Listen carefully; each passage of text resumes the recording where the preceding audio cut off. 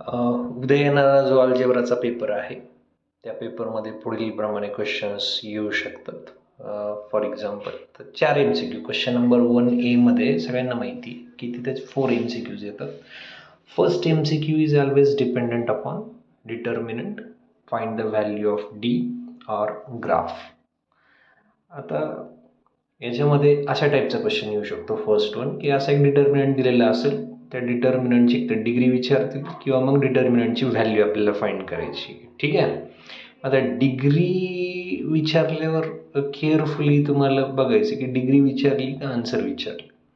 तर डिग्री जर विचारली असेल तर ह्या डिटर्मिनंटची डिग्री 2 आहे, म्हणजे जर 2 कॉलम आणि 2 रोज असतात त्याच्यामुळे त्याला डिग्री 2 म्हणतो आपण. पण जर सॉल्व करायला सांगितलं डिटर्मिनंट तर सगळ्यांना माहिती आहे आपण क्रॉस मल्टिप्लिकेशन करून ते सॉल्व करू शकतो.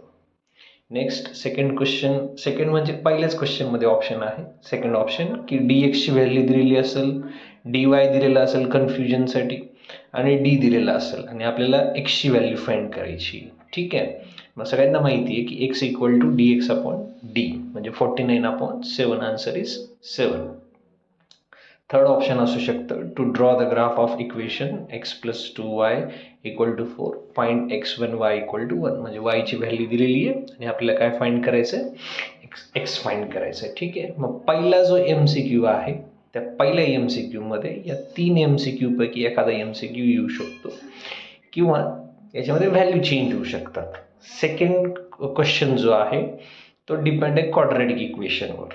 आता क्वाड्रॅटिक इक्वेशनवर दोनच टाईपचे MCQs विचारले जाऊ शकतात. पहिला MCQ which of the following is quadratic equation. Option change असू शकतील प्रत्येक वेळेस, पण MCQ असाच विचारला जाईल की which of the following is quadratic equation. 4 MCQ पैकी तुम्हाला डिसाईड करायचे की कोणता इक्वेशन हा क्वाड्रॅटिक इक्वेशन आहे. सेकंड ऑप्शन त्याच्यामध्ये तुम्हाला दिलेलं आहे which of the following quadratic equation has roots 3 and 5. 4 options will given there. Out of 4 options we have to choose which one is quadratic equation having roots 3 and 5.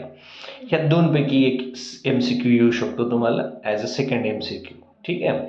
Third MCQ मध्ये 3 chances आहे.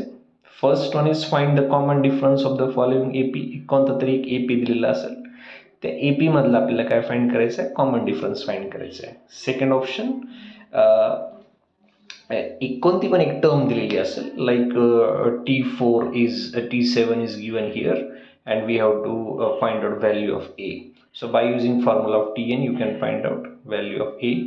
गरजेचं नाही T7च दिलेला असेल, T7च्या जागेवर कोणती पण एक टर्म दिलेली असू शकते. आपल्याला फक्त काय फाइंड करायचं आहे, A ची व्हॅल्यू फाइंड करायची. और असं पण दिलेलं असू शकतं की third one is for the given AP value of A is given, D is given and find out Tn. Tn means कोणत्या पण एक नंबरची टर्म विचारतील तुम्हाला, तर आपल्याला T4 असेल, T5 असेल, कोणती पण एक टर्म विचारतील ती टर्म आपल्याला फाइंड करायची. ठीक आहे. In this way we can find out any number of term. Next आता आपल्याला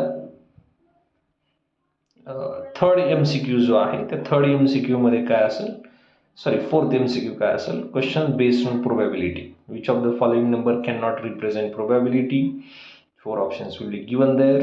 out of those 4 options we have to correct option. Options can be change, पण आपल्याला माहिती आहे की प्रोबॅबिलिटीची व्हॅल्यू ही 0 पेक्षा कमी नसते आणि 1 पेक्षा ग्रेटर नसते. तर इथे ऑप्शन करेक्ट आहे कोणतं, 15/10. अँड सेकंड चान्स त्याच्यामध्ये number of A to probability of event A is 1/5, then find number of yes. तर प्रोबॅबिलिटीचा फॉर्म्युला यूज करून तुम्ही नंबर ऑफ येस फाइंड करू शकता. तर ह्या दोनपैकी एक क्वेश्चन येऊ शकतो किंवा GSTIN किती डिजिटचा अल्फा न्यूमरिक कोड आहे त्याच्यावर एक MCQ येऊ शकतो.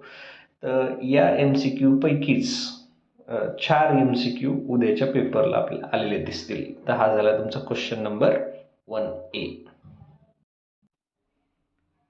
आता आपण बोलू क्वेश्चन नंबर 1B विषयी. 1B मध्ये आपल्याला माहिती 4 क्वेश्चन असतात. त्या 4 क्वेश्चन पैकी पहिला जो क्वेश्चन आहे तो प्रत्येक वेळेस कशावर डिपेंड विचारला जाईल किंवा चान्सेस सगळ्यात जास्त कशाचे, find the value of x + y और x - y from the given equations. Simple equations दिलेले असतील त्या सिंपल इक्वेशन्सवरून आपल्याला काय करायचं आहे, व्हॅल्यू फाइंड करायची. आता एक एक्झाम्पल मी तुम्हाला दिले तिथं की कशा टाईपचे क्वेश्चन्स आपल्याला विचारले जाऊ शकतात. एक सिंपल इक्वेशन आहे 2x + y = 7 and x + 2y = 11. Find the value of x + y. ह्याच्यावरच depend find the value of x - y. 100% x + y or x - y साठीच पहिला क्वेश्चन असेल तुमचा 1B चा फर्स्ट क्वेश्चन. ठीक आहे. किंवा मग एखादा सिंपल वर्ड प्रॉब्लेम देतील आणि त्याला इक्वेशनमध्ये कन्वर्ट करायला सांगतील, पण त्याचे चान्सेस कमी आहे. जास्त चान्सेस आपल्याला find the value of x + y or find the value of x - y from the given equations. Equations कोणते असतील, पण x + y आणि x - y आपल्याला 100% विचारतील. ठीक आहे. त्याच्यानंतर सेकंड जो क्वेश्चन आहे आपला तो डिपेंड असणार आहे find the value of tn or first term. जसं MCQ मध्ये विचारला या टाईपचा क्वेश्चन असू शकतो. Find first term of tn = 3n - 4. तर इथं आपल्याला माहिती आहे की t1 ची व्हॅल्यू जर फाइंड करायची किंवा फर्स्ट टर्म फाइंड करायची तर n च्या जागेवर 1 पुट करायचं आहे. किंवा मग असं एक AP दिलेलं असेल आपल्याला आणि त्या AP मधून काय करायचं आपल्याला फर्स्ट टर्म आणि कॉमन डिफरन्स फाइंड करायला सांगू शकतात. ठीक आहे. नेक्स्ट थर्ड जो क्वेश्चन आहे त्या थर्ड क्वेश्चनमध्ये एक तर CGST, SGST, GST, GST आणि फेस व्हॅल्यू, मार्केट व्हॅल्यू म्हणजे असं फायनान्शियल प्लॅनिंगवर डिपेंड क्वेश्चन असू शकतो. त्याच्यामध्ये 3 चान्सेस आहे. फेस व्हॅल्यू दिलेली असेल, प्रीमियम दिलेला असेल, मार्केट व्हॅल्यू काय विचारतील.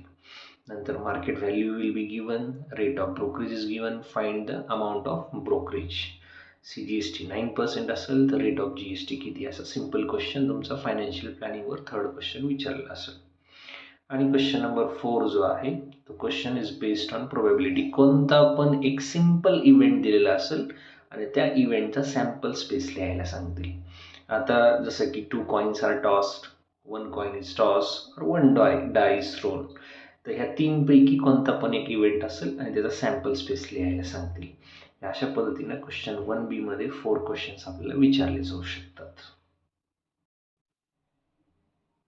आता आपण क्वेश्चन नंबर 2A विषयी डिस्कस करू. 2A मध्ये 3 ॲक्टिव्हिटी असतात. त्या 3 पैकी 2 ॲक्टिव्हिटी आपल्याला सॉल्व्ह कराव्या लागतात. फर्स्ट ॲक्टिव्हिटी जी आहे तिचे चान्सेस जास्त याच्यावर डिपेंड आहे की एक इक्वेशन दिलेलं असेल सिंपल आपल्याला आणि ते इक्वेशन ग्राफिकली सॉल्व्ह करण्यासाठी असा टेबल दिलेला असेल आणि तो टेबल आपल्याला काय करावा लागणार आहे, कंप्लीट करावा लागणार आहे. इक्वेशन काही पण असू शकतं, इक्वेशन चेंज होईल, पण 100% असेच ॲक्टिव्हिटी येण्याचे चान्सेस जास्त आहे.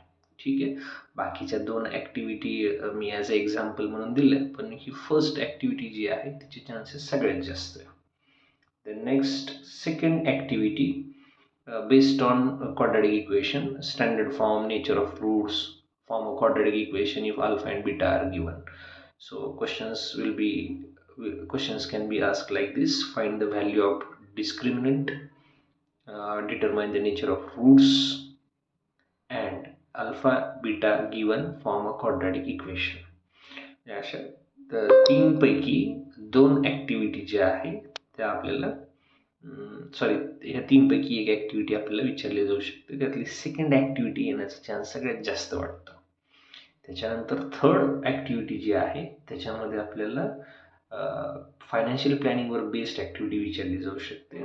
ॲक्टिव्हिटी अशी असेल, सगळ्यात जास्त चान्सेस ह्या ॲक्टिव्हिटीचे आहे की ज्याच्यामध्ये फेस व्हॅल्यू दिलेली आहे, प्रीमियम दिलेलं आहे, मार्केट व्हॅल्यू फाइंड करायची आपल्याला, किंवा शेअर इज ॲट पार असेल, काय असेल ते ह्या ॲक्टिव्हिटीला आपल्याला कंप्लीट करायचं. ही ॲक्टिव्हिटी विचारण्याचे जास्त चान्सेस आहे आणि ह्या 3 पैकी कोणत्याही 2 ॲक्टिव्हिटी आपल्याला अटेम्प्ट कराव्या लागतील. आता आपण क्वेश्चन नंबर 2B विषयी बघू.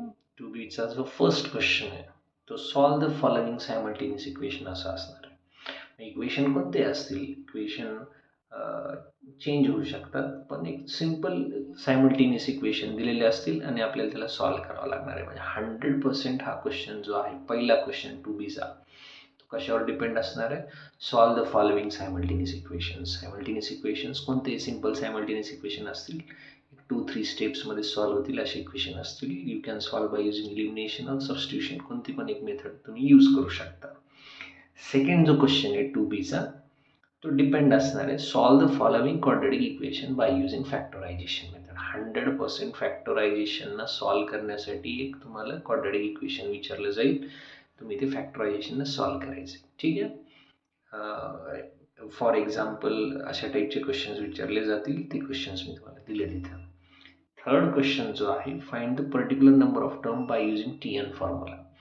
म्हणजे एक AP दिलेला असेल आणि त्या AP मधला T20, T30, T19, T18 अशी कोणत्या पण एका नंबरची टर्म विचारलेली असणार आहे. सरळ सरळ आपल्याला TNचा फॉर्म्युला यूज करायचा आहे.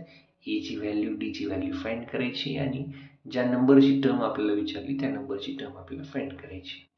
फोर्थ क्वेश्चन जो आहे 2Bचा, तो GST वर बेस्ड असणार आहे. म्हणजे एक तर मार्केट व्हॅल्यू दिलेली असेल, ब्रोकरेज दिलेला असेल आणि परचेस व्हॅल्यू काय असेल ते विचारायचे. म्हणजे आपल्याला ब्रोकरेज फाइंड करून तो ॲड करावा लागणार आहे. ठीक आहे. नंतर टॅक्सेबल व्हॅल्यू दिलेली असू शकते, रेट ऑफ GST असेल आणि फाइंड द प्राइस ऑफ और अमाऊंट ऑफ GST असा क्वेश्चन विचारला असेल. म्हणजे सिंपल GST वरती क्वेश्चन असू शकतो. आणि फिफ्थ क्वेश्चन हा कम्प्लिटली डिपेंड असणार आहे स्टॅटिस्टिक्स वरती. एक रेडीमेड टेबल दिलेला असेल, त्या रेडीमेड टेबल पासून आपल्याला मीन फाइंड करायचं आहे. फॉर्म्युला लिहायचं आपला मीनचं formula, mean equal to summation of FI upon summation of FI and त्या टेबलवरून आपल्याला काय करायचं, त्या व्हॅल्यूज पुट करायच्या फॉर्म्युल्यामध्ये आणि ते फाइंड करायचा मीन आपल्याला. किंवा मग पाय डायग्राम असू शकते. एक सिंपल आपल्याला काय सॉल्व्ह करावं लागणार आहे, एक फक्त सेंट्रल अँगल कॅल्क्युलेट करावे लागतील. पण त्यापेक्षा फर्स्ट जो आहे मीनचा क्वेश्चन तो विचारण्याचे चान्सेस जास्त आहे. So this is all about our question number 2B. Question number 3A, 3B, 4, 5 आपण नेक्स्ट व्हिडिओमध्ये बघू.